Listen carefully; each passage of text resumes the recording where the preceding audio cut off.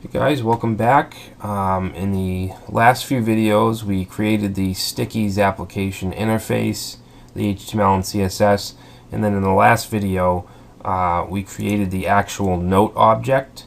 Alright, so we did quite a bit of code. We also connected to our database note test, and then we created our set and get methods, alright, to set certain properties and methods of our object. Alright, so the next thing we want to do is continuing to work in the prototype. Alright, so basically we're extending the note object to include all these methods. The next thing we want to do is add a close method. Alright, so this particular method is going to run when you close out the sticky note. Alright, so basically we're going to say close,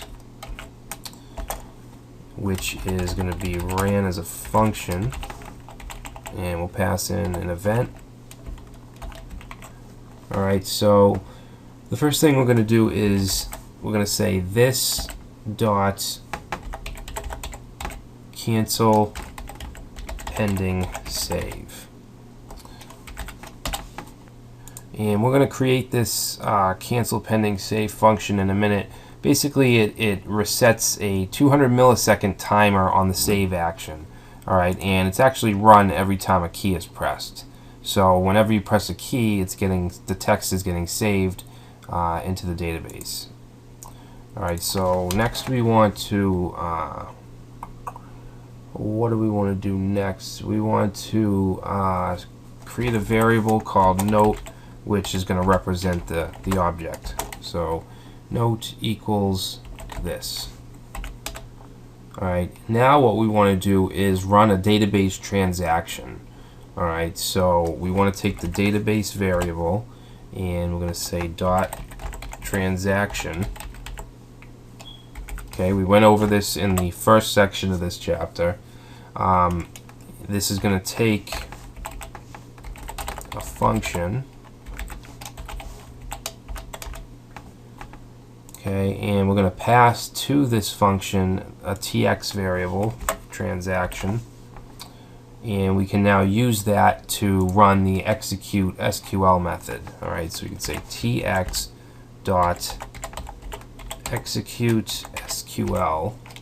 Actually, only the S should be capitalized. Alright, now what we want to run here is we want to delete the sticky based on its ID. Alright, so we'll say delete from, and if you're familiar with SQL, then this should be fine for you. The table is going to be called my stickies. Okay, so delete from my stickies where ID equals question mark. Now the question mark, we're going to pass in a value for that, and that's in the next parameter is going to be the ID. So it's going to be note.id.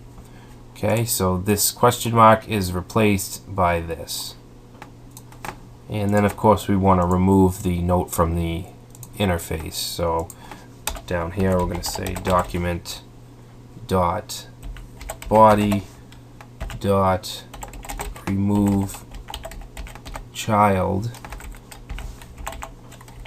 this dot note. Alright, so the next function we're going to create is called save soon, and basically what this is going to do is it's going to call the save function to save the actual note in the database if the user hasn't pressed a key within the last 200 milliseconds or whatever we specify. Alright, so this will be a function.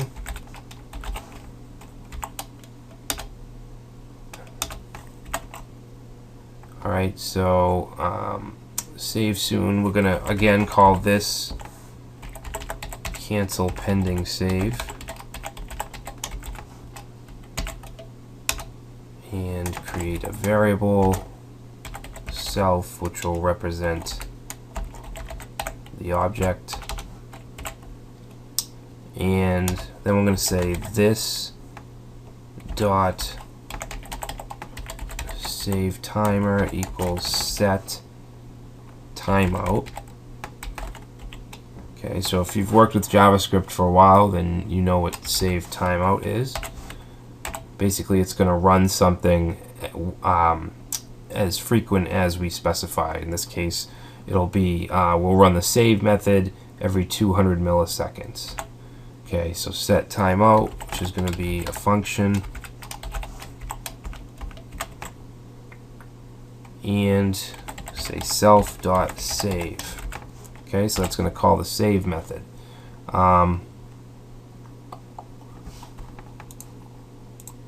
Function.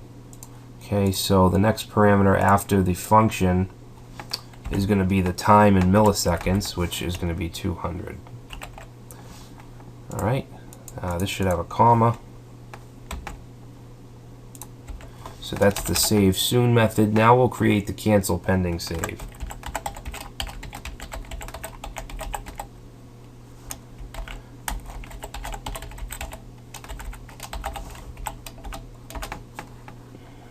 So here we'll delete the save timer.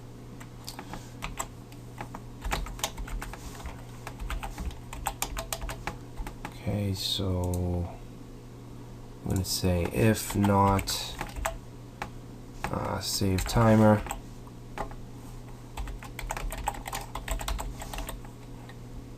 and in this, okay, then we're going to return, and then we're going to say clear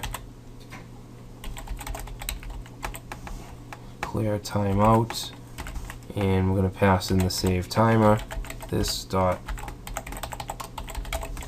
save timer, and then we'll delete this dot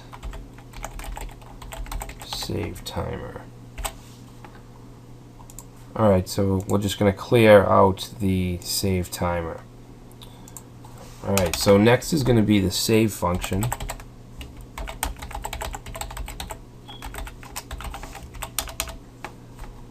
Alright, again we're going to call this cancel pending save. And let's see. We're going to check for a property named dirty, alright, in the object, and if there is, then we're going to update the timestamp first. So I'm going to say if dirty in this, and that's what this does. We've seen it a few times. We've seen it here as well.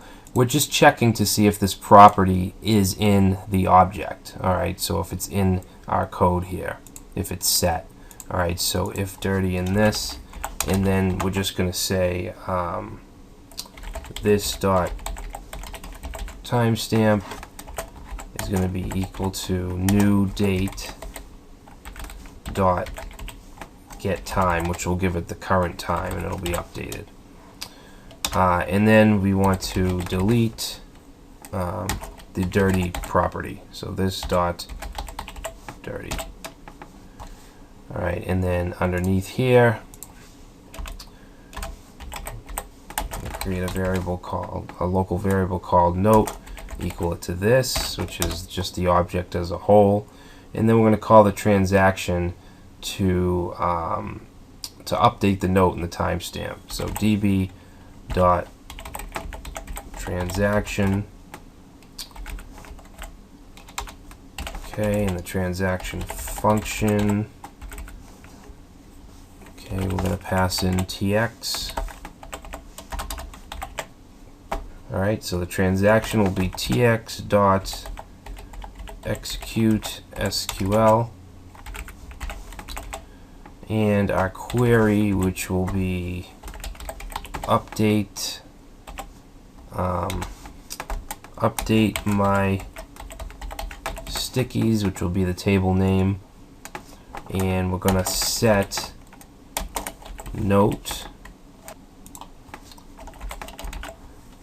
and the timestamp. Remember, we passed the actual values in after to replace the question marks. Okay, note timestamp left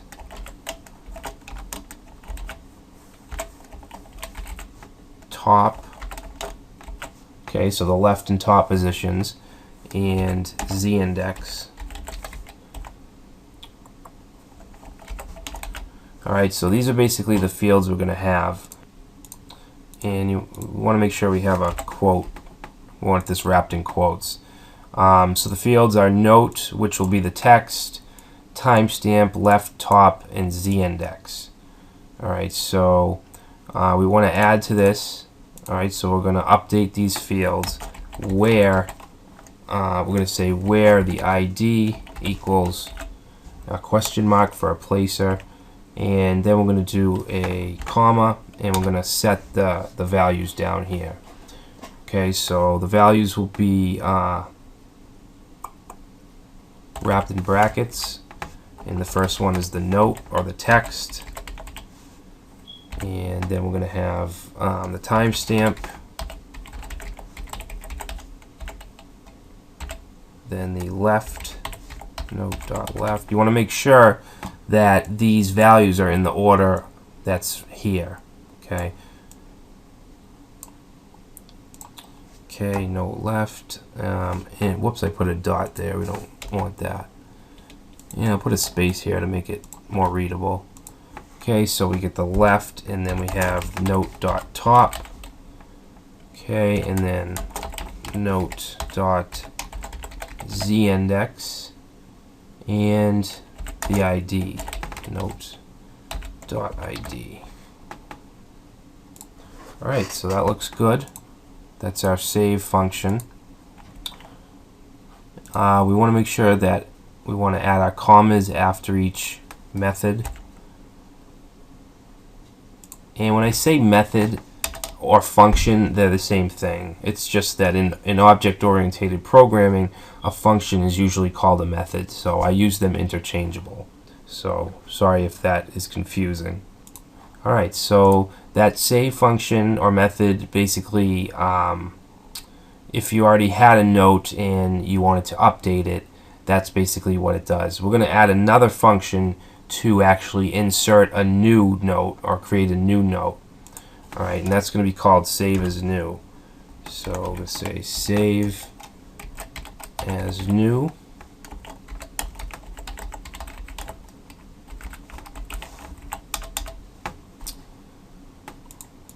Save as new. So we're going to set the timestamp to the current time. So this dot timestamp is equal to new date dot get time. Alright, and we're going to create that note variable.